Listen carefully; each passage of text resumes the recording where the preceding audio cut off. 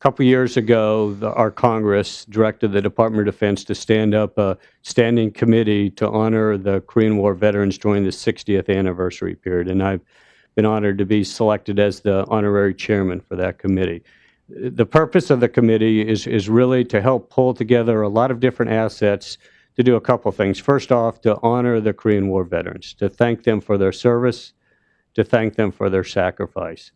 But secondly, is also to help educate the people of the United States and indeed really the world on the difference that that sacrifice made to a country like Korea and how far Korea has been able to come, not just economically, but in human rights and democracy and education, that would not have happened if it had not been the sacrifice of those veterans 60 years ago. So the committee, along with a lot of great supporters, have been going around the country speaking at reunions. There's a wiki site that's up that kind of talks through the history of the Korean War. We're about to put a display and get it commemorated in the Pentagon, which will be on the Pentagon tour, which will remember the Korean War and the sacrifices and the progress that's been made.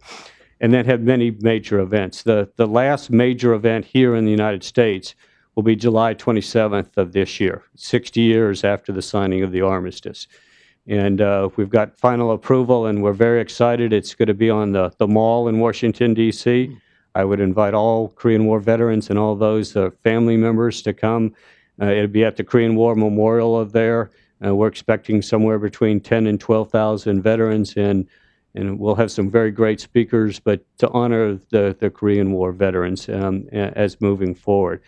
And it's been an honor for me to serve on the committee to be able to honor these great veterans, because what they did not only, as I said, brought Korea to where it is today, but their legacy has helped, I think, really push together what, and I may be, prejudiced, but I believe the strongest alliance that the United States has. The Republic of Korea U.S. alliance, if you look at it now from a military perspective, we are of one type. We are truly a combined element in Korea, and would be very, very well able to fight together. Nowhere else do we have a military alliance that on a day-to-day basis is together and is combined against a threat like North Korea is there.